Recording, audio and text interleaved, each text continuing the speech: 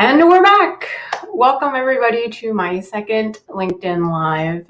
I'm very excited to share this time with you today. For those who don't know me already, my name is Cynthia Pong and I'm a feminist career strategist for women of color. So as people join, and please feel free to interact with me on the chat. For those of you who were here last week, you know the drill. I'm going to ask you to do your intros in the chat, but as people join, I do want to also give a little bit of background as to why I am doing these LinkedIn Lives, and my purpose is twofold. One, I love to share career strategy and tips, especially for women of color, but also for allies and other folks. And two, I think that it's really hard to do kind of authentic and genuine feeling networking and connections with people these days.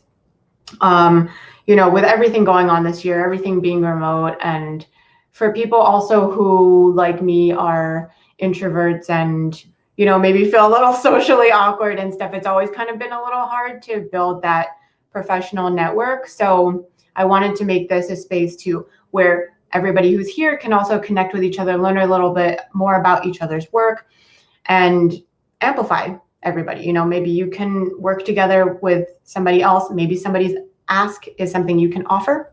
So to that point, as it says on the banner here, wow, that is so cool. I feel like, John Oliver or somebody like that, Trevor Noah. Please put in the chat your name, your pronouns, and what you do professionally, if you'd like to share that. And then I'd also like to ask folks to do one ask, so something that you would ask of this community, and then one offer. So there's a little bit of balance there. So, for me, my name's Cynthia. I use she, her pronouns, and I'm a feminist career strategist, like I was just saying. So that means I work with women of color in a couple different areas to help them get to their career goals. Very broadly put. My ask is that you all introduce yourselves in the chat and say hi, and also that you let me know what other topics you might have as requests for future lives. Today, we are talking about a topic that was requested last week by Natasha, so we will be doing that. But, I want to keep this as relevant as possible to all of you so that it has value, obviously. So tell me in the chat what you would like me to talk about in future lives. And then my offer is I have tons of free resources and other offerings on my website, embracechange.nyc. I'm going to put that up for a second so you all can see it. So if you go to embracechange.nyc right there, and then go to the resources tab, you'll see I've got a lot of free downloadables for you for different situations that women of color commonly face, like resetting a lot of mindset things and other questions like that you might be interested in. Hopefully folks are coming in. Let me know in the chat when you're here. We are doing the usual intros. So your name, your pronouns, what you do, and then one ask and one offer. Okay. So while that is happening, I will continue on as people roll in and introduce themselves. I'll continue on to our first segment, which is this going to work? No. Okay, so apparently my soundboard is not working today, but our first segment is, how are we doing? And I would love if, after you introduce yourself, you can drop 2 words in the chat to describe how you're feeling today. And Marielis is here. Yeah, also there's like a tech lag, and putting your comments in, it takes a little while for me to actually see them. So thanks for bearing with me on that. But welcome, Marielis. Thank you for including your pronouns. And it looks like you're in the middle of a career reexamination. And you offer some really, really awesome stuff. So everyone check out in the comments if you are in need of Marielis' services, because I personally now highly recommend them. And looks like Marielis is looking for organizational strategies to manage clients in her new business. So if anyone can meet that ask, please offer it. And Maria Elise offers mind-body connection through movement techniques, which is super cool and I think very unique, and we don't see that in too many places. So, please connect with Maria Elise if you're interested in that. As you all kind of come in and do your intros, thank you, Maria Elise, and let me know how you're doing with 2 words in the chat.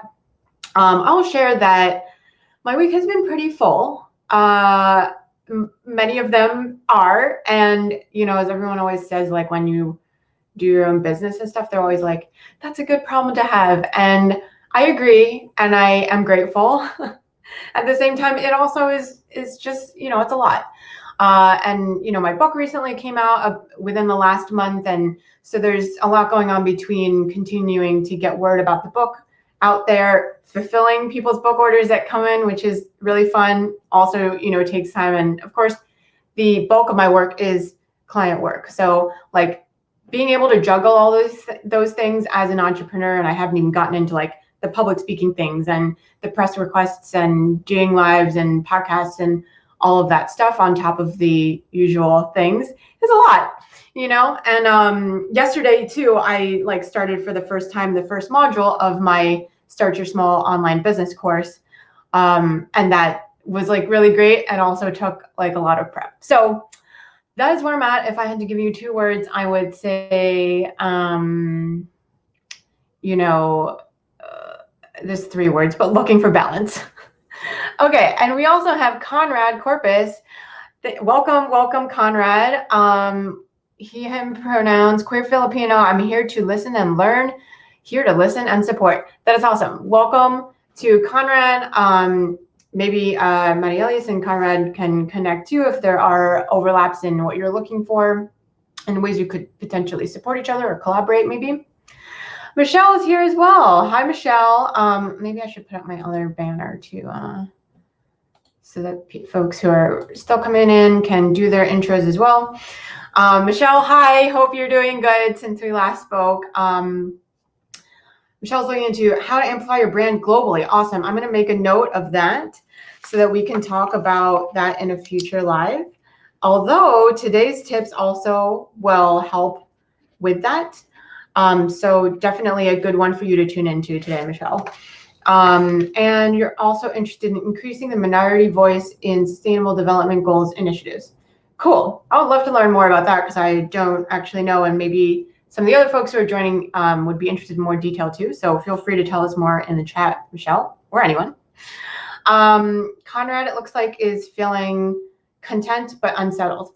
Yeah, I will adopt those words too, because I feel like that's actually very accurate to how I'm feeling. Like, I could use a little more groundedness, and that's probably most of my days, to be honest. Okay, cool. So keep dropping your things in the chat as we move forward. I am going to now move us into the topic of the day. Let me pull up that banner. The topic of today, and this was requested by Natasha Cohen from last time. So hopefully Natasha is here and or can watch the replay. And this request I was very happy to receive last time because it's something Natasha is here. Great. Welcome, Natasha.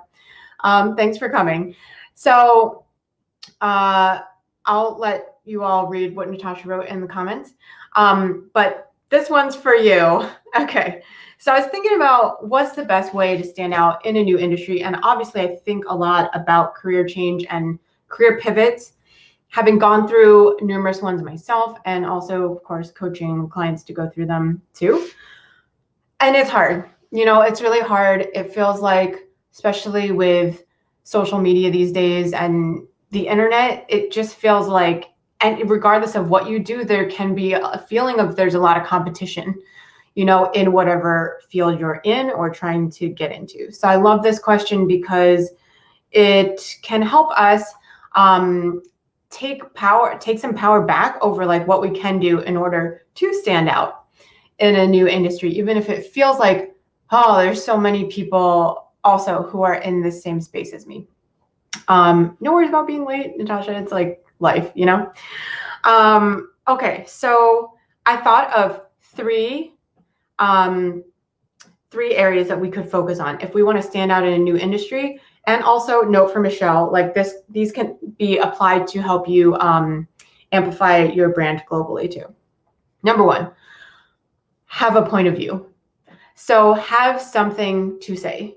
And that may sound a little bit basic, but it's really kind of like a prerequisite to standing out. Because if you think about it, like what is going to distinguish you from everybody else? Okay, sure, like your skills and your talents and your background to a certain extent, but also if you want to push it to that next level, you really have to have something that you want to say and a set of, I don't know, whether it's beliefs or thoughts that you stand behind.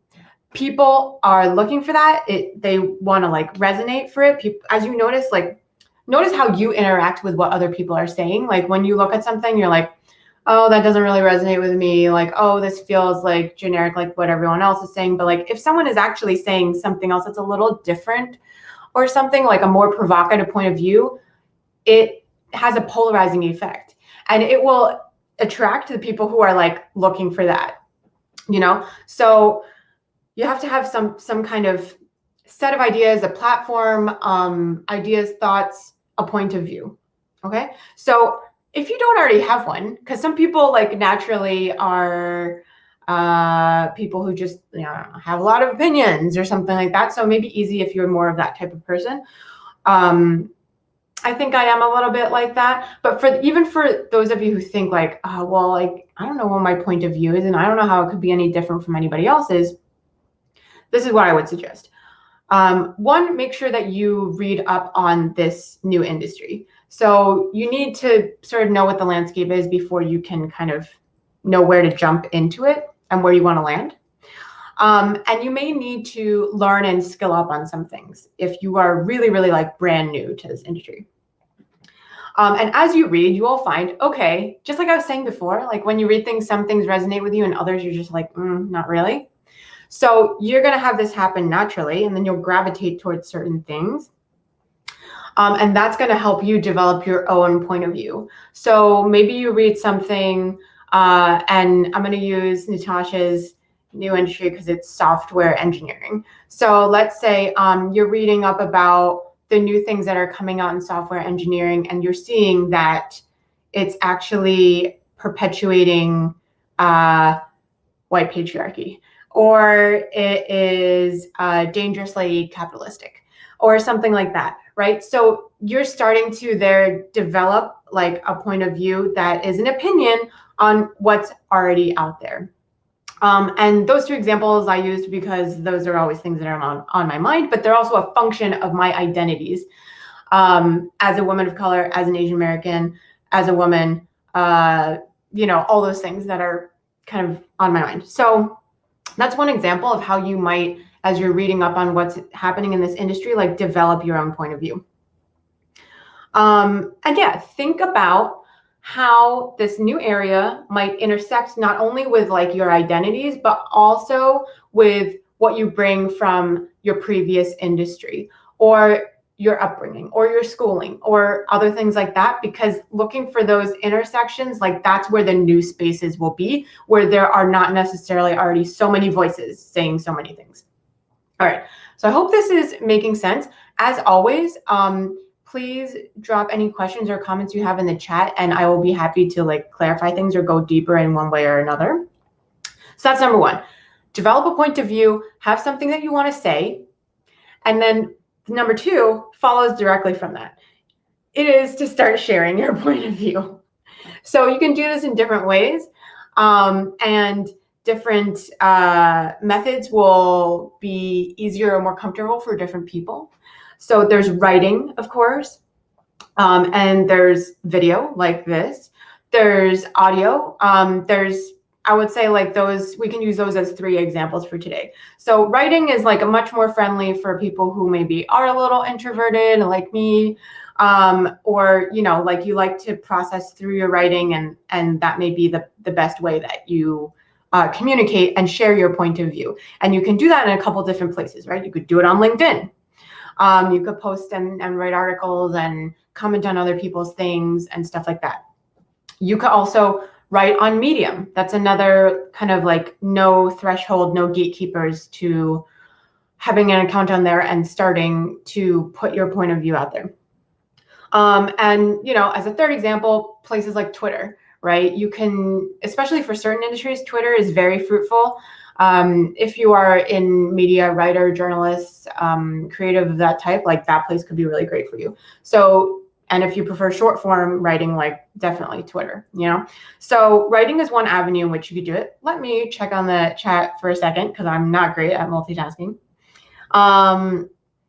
Jim Terry says, Conrad, same. This is an excellent platform for both learning and supporting others. Totally. And you can work this into figuring out how you can stand out in a new industry as well. So thank you for that, Jim. Yeah, Michelle has more comments about how our SDGs, which are Sustainable Development Goals, determined without the concerns of those most impacted and from marginalized communities. Why aren't minority voices at the policy tables when it comes to healthcare, environment, education? Yeah, that's awesome, and an explanation that I requested from Michelle from a little while back from Michelle's intro. But maybe I'll circle back to use this as an example in a minute too. So we're in the middle of talking about my number 2 strategy for you if you want to stand out in a new industry. And writing is one avenue. If you don't like writing, if writing is not your jam, that's okay. You can use things like video. It's really great nowadays. People love interacting with video, and it can be a great way to get your point of view and your thoughts on something out there to stand out. Places you can do that here on LinkedIn. You could also do that on YouTube. Again, like, you know, take some setup and whatnot, but like accessible to a lot of folks. And then another place you could do it is like Instagram, for example. Also is a platform that loves video content. You know, for the younger set, also TikTok, but I haven't touched TikTok with a 10-foot pole because I'm just too old for that. Okay, so that's the number 2 strategy. Once you have your number 1 thing of developing your point of view about the new industry, then you start to share it. The third thing to pick up on this, and let's see, let me go back to this banner. The third thing you can do, Natasha and others, is ask people to amplify you. So that's where spaces like this that, you know, I'm trying to create more cross-pollination of ideas and everybody in the chat like connecting with each other. I'm trying to facilitate that here and, you know, in other spaces too. That's where these relationships can really help you, because you need people to amplify you so that the people who are looking for your point of view can find you. Otherwise, it is going to get lost in the noise, regardless of whatever platform it is. So specifically what I mean is if you're going to use Medium, for example, once you publish your article, tell people, you know, tell your friends, tell your professional colleagues, your coworkers, your people on LinkedIn, like go check this out and tell them to clap it up, you know, because that's the way that you get amplified and the more people get more eyeballs on what you're writing on Medium. You know, you can do similar strategies on here on LinkedIn is to share things and tell people to interact with your post and share it and all of that stuff. And, you know, for people who aren't really on the platforms, they can still send it around to people that they know, right? Like they can still email it, text it to friends, post it on other platforms. Twitter, people can retweet. So the point is about increasing the reach of whatever you're saying. Once you have developed your point of view and once you have started sharing it, get people to get the word out for you. And you don't have to do this in a very transactional way.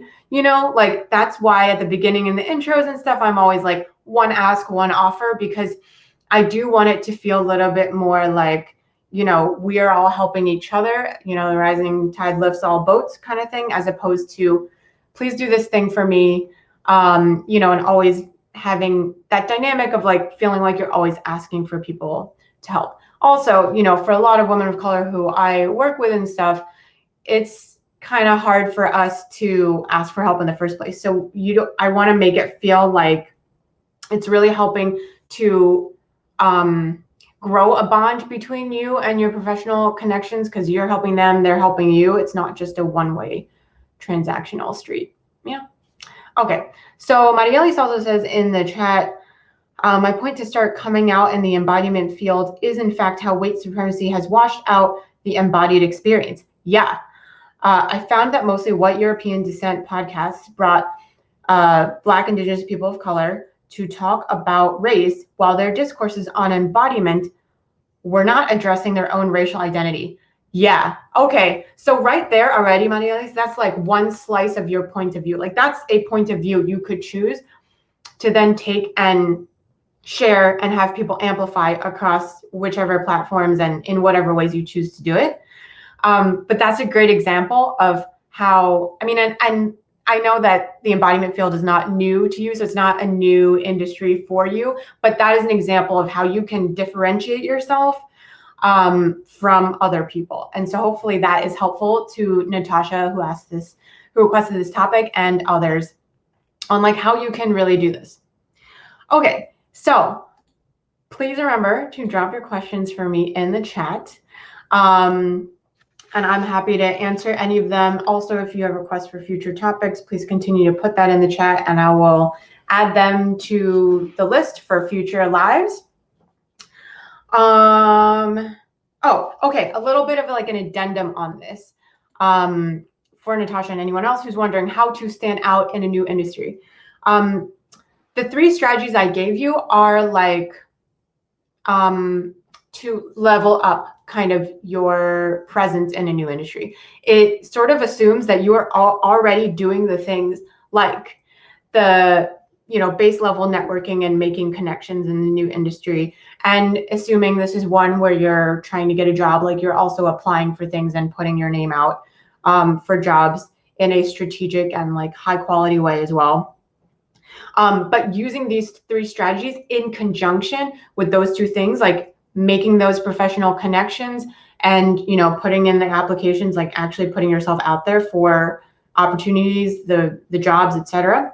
That's going to maximize your chance of not only getting a job that is fulfilling to you in the new industry, but also standing out. Because what you are doing is building your thought leadership.